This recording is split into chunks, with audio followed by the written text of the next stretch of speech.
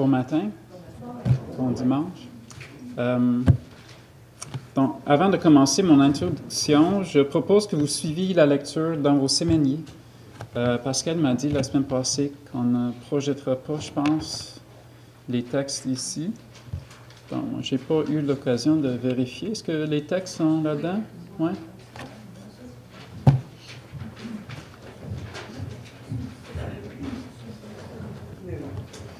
Donc, je propose que vous tourniez quand même, si vous avez vos Bibles, au psaume 123. On va pouvoir lire ça ensemble tantôt. Mais les autres textes, vous allez pouvoir les lire dans le séminaire. Dans le psaume 123, on ne sait pas qui l'a composé. Jean Calvin propose que l'auteur était un prophète, probablement. Je ne crois pas qu'il s'agit du roi David qui a écrit tant de psaumes. La raison est que lorsqu'on lit un psaume de David, il fait référence à lui-même d'habitude. On ne sait pas non plus quand ce psaume a été rédigé, mais Calvin propose que ça date du temps de la captivité des Juifs à Babylone, ou bien du temps de la persécution d'Antiochus Épiphane. Donc, on parle d'environ 2 à 8 siècles avant Jésus-Christ. Le thème du psaume 123, c'est la réaction que devrait avoir le croyant face à la persécution. Le but donc de ce sermon, c'est de nous préparer à l'opposition que l'Église et les croyants peuvent rencontrer. Depuis la tentation du diable au jardin d'Éden, l'obéissance envers Dieu est méprisée. Les gens du monde s'opposent à la vérité biblique parce qu'ils aiment leur vie à leur manière, la vie libertine, si vous voulez. Tout ce qui semble bon à leurs yeux à faire, ils se battent pour le droit de le faire. Le croyant qui vit en soumission envers Dieu représente la fin de cette anarchie. Il est donc normal que le païen va finir par s'approprier de n'importe quel moyen pour tenter de forcer les chrétiens à lâcher ses convictions. N'est-ce pas ce qui s'est passé au Québec lors de la Révolution tranquille? Il faut dire qu'on a jeté le bébé avec l'eau du bain, et ça très rapidement. Ce matin, nous allons étudier ensemble la réaction que devrait avoir le croyant face à la persécution. Donc, le premier point, au verset 1, décrit vers qui on doit se tourner pour trouver du secours. Dieu. Le deuxième point, au verset 2, explique la relation spéciale entre le croyant et l'Éternel. Le troisième point, au verset 3 à 4, présente la persécution et la réponse qu'on devrait avoir face à la persécution. Mais avant de continuer, lisons le psaume 123 ensemble. Cantique des degrés. Je lève mes yeux vers toi, qui sièges dans les cieux. Voici comme les yeux des serviteurs sont fixés sur la main de leur maître, et les yeux de la servante sur la main de sa maîtresse. Ainsi nos yeux se tournent vers l'Éternel, notre Dieu, jusqu'à ce qu'il ait pitié de nous. Aie pitié de nous, Éternel, aie pitié de nous, car nous sommes assez rassasiés de mépris. Notre âme est assez rassasiée des moqueries des orgueilleux, du mépris des hautains. Prions. Seigneur,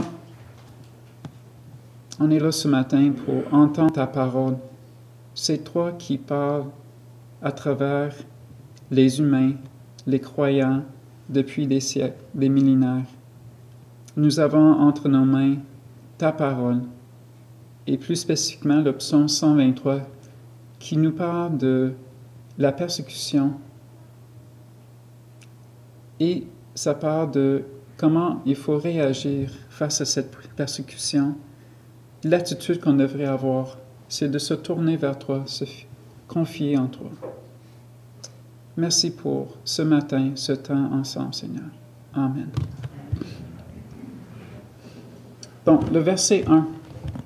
Cantique des degrés, Je lève mes yeux vers toi. On va commencer là. Vous remarquerez deux personnages au verset 1. Le croyant et Dieu. Je lève mes yeux vers toi.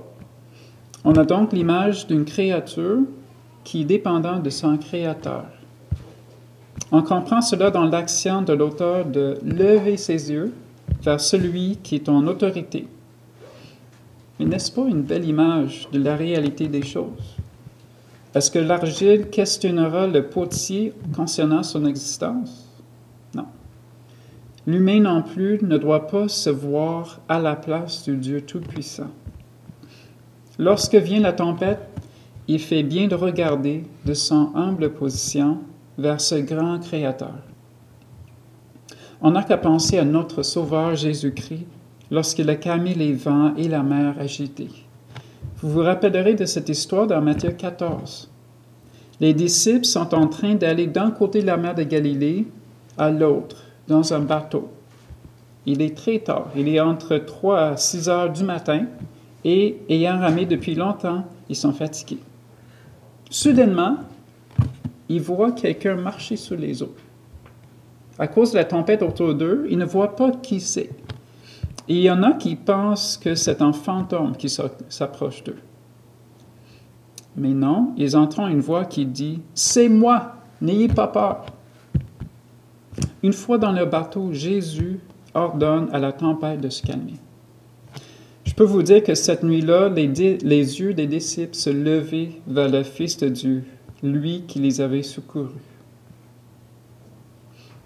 Et voici une deuxième remarque sur cette première partie du verset 1. Vous remarquerez que le psalmiste exprime son message à Dieu en quelques mots seulement. Un commentateur que j'ai consulté propose que l'efficacité de la prière ne se trouve pas dans une multitude de mots, mais dans une communication fervente, dite avec la foi. Notre Seigneur parle de la prière qui plaît à Dieu dans Matthieu 6.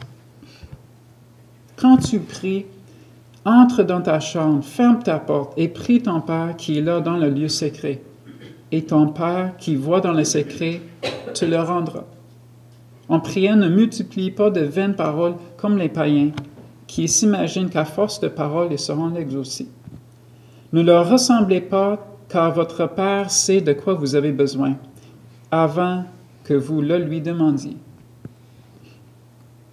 Nous lisons ensuite au verset 1, « Qui siège dans les cieux ?» Ici, le psalmiste explique clairement pourquoi il faut que le croyant lève ses yeux. C'est parce que Dieu règne dans les cieux. Cette image évoque donc l'idée d'un roi tout-puissant. Si la reine d'Angleterre se présentait ici aujourd'hui pour assister au culte, je peux vous garantir que je serais assez nerveux. Mais la reine d'Angleterre reste une personne qui a tout simplement hérité de sa position. Qu'est-ce qu'elle a fait, d'enfant? Dieu nous dit dans sa parole qu'il est présent lorsque nous sommes 2 ou 3 ou plus.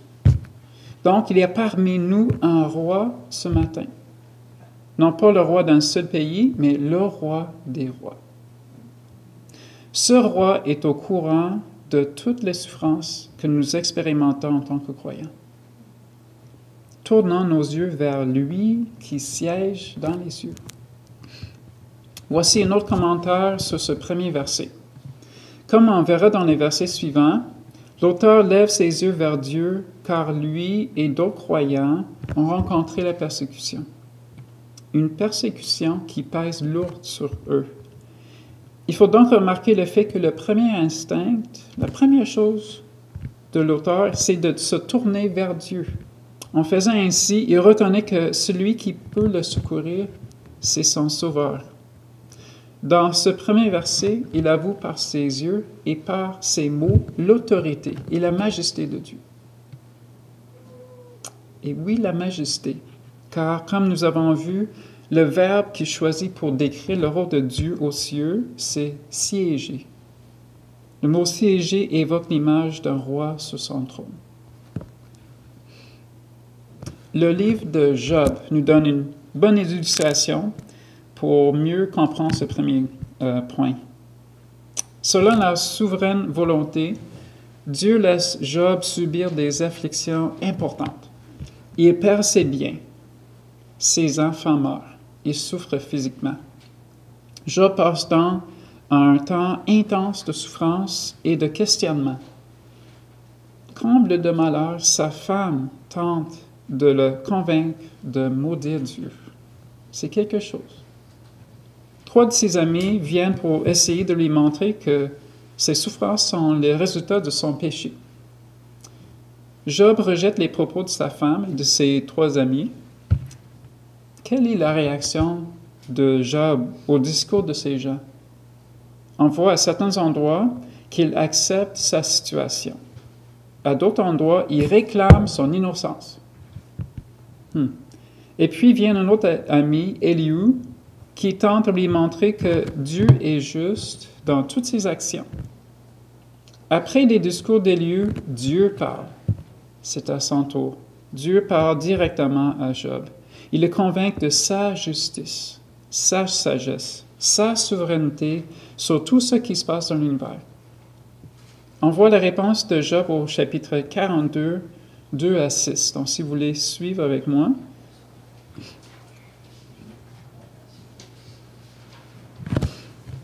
Donc, on voit que Job reconnaît son tort et dit ceci à Dieu.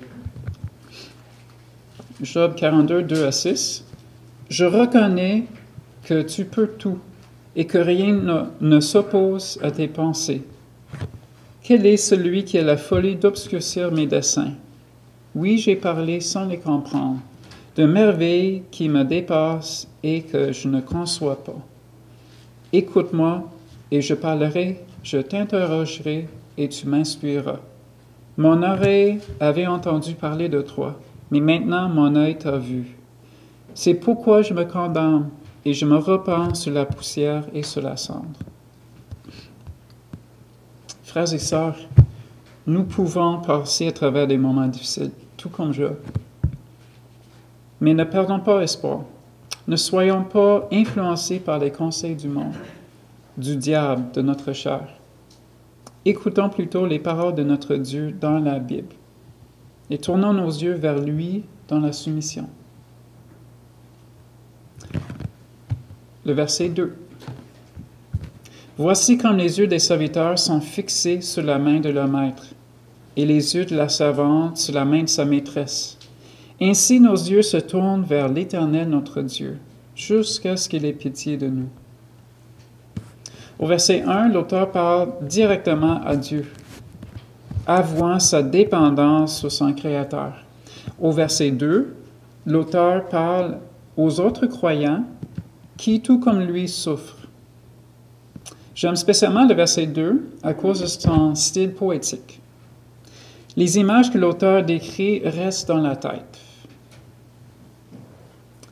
Et donc, nous commençons par la première image. Voici comme les yeux des serviteurs sont fixés sur la main de leur maître. Nous devons rendre grâce à Dieu pour le fait qu'on aurait éradiqué l'esclavage dans l'Occident depuis environ 150 ans. La métaphore d'un serviteur qui dépend de son maître n'a plus le même effet sur nous que sur les croyants à l'époque du psalmiste, il y a 2000-2500 ans. Les esclaves d'autrefois étaient totalement sans défense face aux outrages qu'ils pouvaient subir. Ils n'avaient pas le droit de se défendre. Il fallait qu'ils attendent le secours de leur maître. Et voici la deuxième image qui est très similaire. Et les yeux de la servante sur la main de sa maîtresse. Cette deuxième phrase sert de rendre plus claire encore la métaphore du psalmiste au verset 2. On peut comprendre que l'auteur compare les croyants à des esclaves qui existent dans un état précaire. Tout comme les serviteurs d'autrefois, les croyants sont souvent sans aide tangible.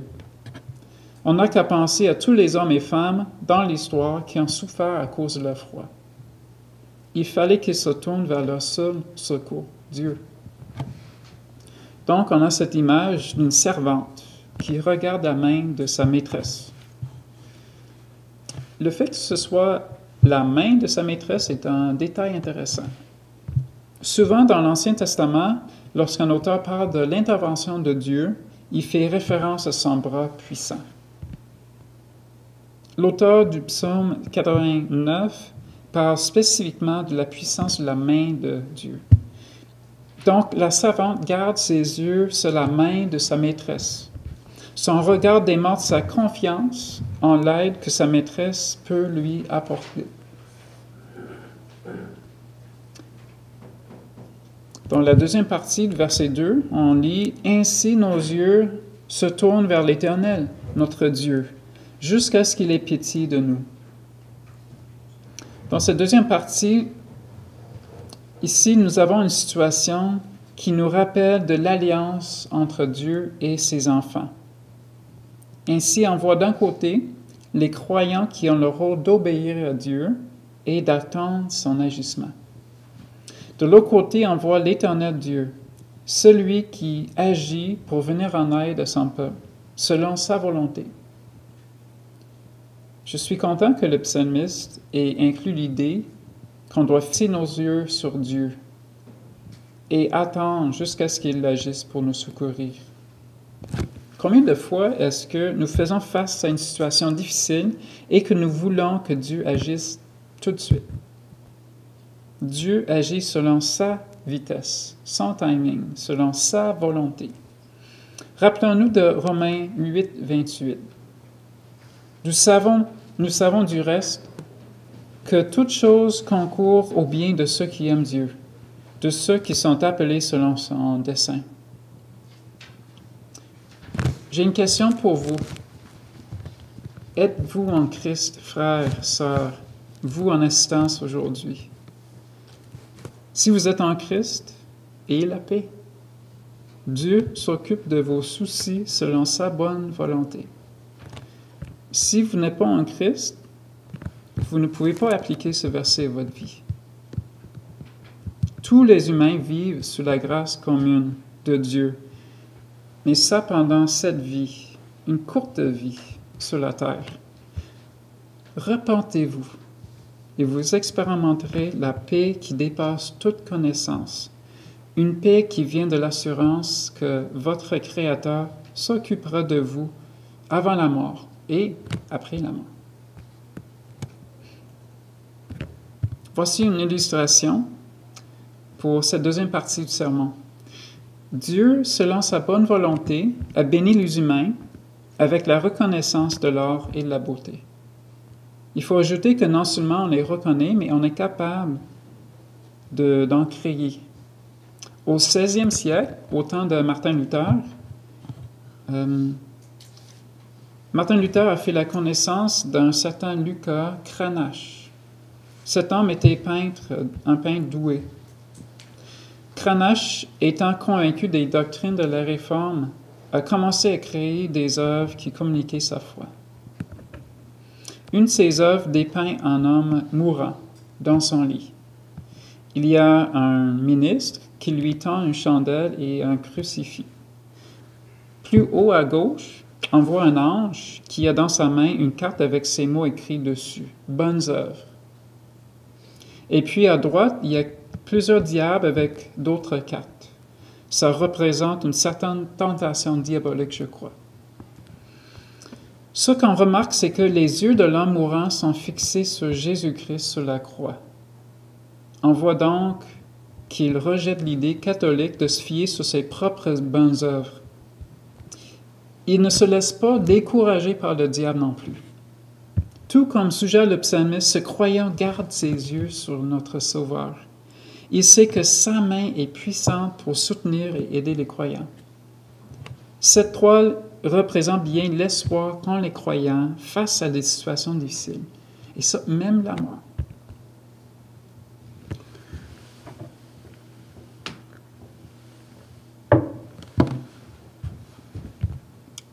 Le verset 3 maintenant. On lit « Aie pitié de nous, Éternel, aie pitié de nous, car nous sommes assez rassasiés de mépris. » Vous savez, lorsqu'on lit la Bible, il faut que nous demandions à Dieu de nous aider à mieux comprendre le texte. On pourrait lire les versets 1 à 2 vite, sans trop se rendre compte des sentiments que le psalmiste essaie de communiquer. Si c'est le cas, le verset 3 nous aide à mieux comprendre sa communication. Ici, on doit imaginer un homme fidèle à Dieu, probablement un prophète, qui se lamente au sujet de la persécution que les croyants subissaient. Le premier indice vient de sa supplication envers Dieu. L'auteur implore Dieu de les aider à cause du mépris qu'ils éprouvaient. Il s'agissait d'une persécution tellement forte qu'il dit à Dieu « Aie pitié de nous, Éternel, aie pitié de nous. » Moi, je n'ai jamais été méprisé au point de demander la pitié de la part de Dieu. Mais il y a beaucoup de croyants actuellement qui pourraient nous raconter des histoires d'horreur. On peut penser aux croyants qui sont assassinés en ce moment par l'État islamique, seulement parce qu'ils ne nient pas la foi en Jésus-Christ. Verset 4. Notre âme est assez rassasiée des moqueries des orgueilleux, du mépris des hautains. Ce verset nous donne plus d'informations concernant le genre d'opposition que les croyants rencontraient à l'époque du psalmiste. Le fait qu'il s'agissait d'orgueilleux et de hautains nous indique que les croyants étaient sous l'attaque par des hommes riches et haut placés. Ça ne date pas d'hier que les élites méprisent ceux qui craignent l'Éternel. Ça continue aujourd'hui. Au Canada, cette réalité se voit dans les médias, aux universités, chez les politiciens, ainsi de suite. Si on demande à monsieur, madame, tout le monde au Québec, il ou elle nous tolère en général. Mais il est fort possible que de plus en plus de gens vont s'opposer activement aux chrétiens. Il est fort probable que la persécution réelle ne soit pas si lointaine pour ceux qui ne se conforment pas à la philosophie qui règne actuellement. Cette attitude anti-chrétienne prend de plus en plus de place au Québec. Soyons prêts. Comment vous demandez? De manière active et passive. Donc, de manière active. Soyons au courant de ce qui se passe dans la société. Soyons prêts à répondre aux questions ou aux accusations des païens. Deuxièmement, il faut se préparer passivement, c'est-à-dire en s'appropriant des moyens de la grâce. Autrement dit, en vivant tout simplement comme des chrétiens. Ça fait partie de notre quotidien. Nous méditons la Bible jour et nuit, nous enseignons à nos familles les voies de Dieu, nous nous approprions des bénédictions qui se trouvent à l'Église. Nous prions. Une chose est certaine, frères et sœurs, Jésus ne nous a pas promis une vie de paradis ici-bas. En fait, il a dit cela dans Jean 16, 33. « Vous aurez des tribulations dans le monde, mais prenez courage, j'ai vaincu le monde. » Nous lisons également ces mots encourageants de l'apôtre Paul dans 2 Corinthiens 4, 8 à 9. « Nous sommes pressés de toute manière, mais non réduits à l'extrémité, dans la détresse, mais non dans le désespoir, persécutés, mais non abandonnés, abattus, mais non perdus. » Voici une autre illustration. Donc, pour revenir à Martin Luther, sa vie nous montre qu'il croyait en l'aide de Dieu. En 1517, Martin Luther a cloué ses 95 thèses sur la porte de l'église de Wittenberg, en Allemagne. Ce document contestait des doctrines aberrantes qui étaient répandues chez les catholiques. La doctrine qu'il vise spécifiquement, c'est la vente d'indulgences. Cette pratique veut qu'on donne l'argent à l'Église catholique. En faisant ainsi, on a l'espoir que l'Église se servirait de son autorité spirituelle pour effacer les péchés. Mais ça, on ne voit pas dans la Bible. Donc, Martin Luther, lui, fondait ses doctrines sur la Bible. Mais l'Église catholique s'opposait à ses propos. Cette opposition s'est concrétisée en l'excommunication de Luther en 1520. Peut-être que ça ne nous paraît pas si grave que ça. Mais en 1521, Luther a dû faire face à un procès, la Diète de Worms. Le but du procès était de forcer Luther à renoncer à ses convictions doctrinales. Voici l'essentiel des mots qu'il a dit comme défense, devant beaucoup de pression. Si donc je ne suis convaincu par le témoignage des Écritures ou par des raisons évidentes, je ne puis et ne veux rien rétracter, car il n'est pas prudent pour le chrétien de parler contre sa conscience. Me voici, je ne puis faire autrement. Dieu m'assiste. Amen. L'histoire de Martin Luther, c'est le récit d'un croyant qui a dû faire face à la persécution. Pendant le procès de Worms, il savait qu'il était fort probable qu'il soit assassiné avant de rentrer chez lui. Frères et sœurs, faisons comme cet homme qui a tourné ses yeux vers son Dieu dans les temps de persécution. Dieu a décidé de se servir de la vie de Luther pour ramener l'Église sur le chemin étroit, celui qui est basé sur la foi seule, en Christ seul, par la grâce seule. Voici quelques mots pour terminer ce sermon sur le psaume 123. Le meilleur réconfort à apporter à une âme qui souffre, c'est de lui témoigner que Dieu a décidé d'envoyer son Fils ici-bas, de vivre comme vous et moi, et puis de mourir sur la croix. Dans les moments difficiles de la vie, lorsqu'on souffre de la persécution, rappelons-nous de l'amour de Dieu. On peut penser à Adam et Ève qui ont succombé à la tentation du diable et ont été punis. Mais en même temps de le punir, Dieu leur a donné de l'espoir à eux et à tous ceux qui croient en sa promesse. Quelle promesse? Que l'Éternel Dieu s'est engagé à prendre en main la tâche d'écraser la tête du diable. La mort et la résurrection de Jésus-Christ ont garanti la vie éternelle pour tous ceux qui croient. Il est une question de perspective lorsque le croyant fait face aux persécutions. La Bible est remplie d'exemples d'hommes et de femmes qui ont été persécutés. Certains, comme Pierre, lorsqu'il a renié le Christ 3 fois, n'avaient pas toujours gardé leurs yeux sur Dieu. D'autres, comme Étienne, face à la foule qu'il a lapidée, sont tenus fermes devant le mépris des personnes hautaines. Vous savez, celui qui a envoyé son Fils afin de sauver ceux qui croient en lui, Dieu lui-même prendra soin de nous. Ne craignons pas le mépris des orgueilleux, n'ayons pas peur des hautains. Fixons plutôt nos yeux sur la main de notre Maître. Dieu le Créateur s'occupera de ses enfants bien-aimés. Amen.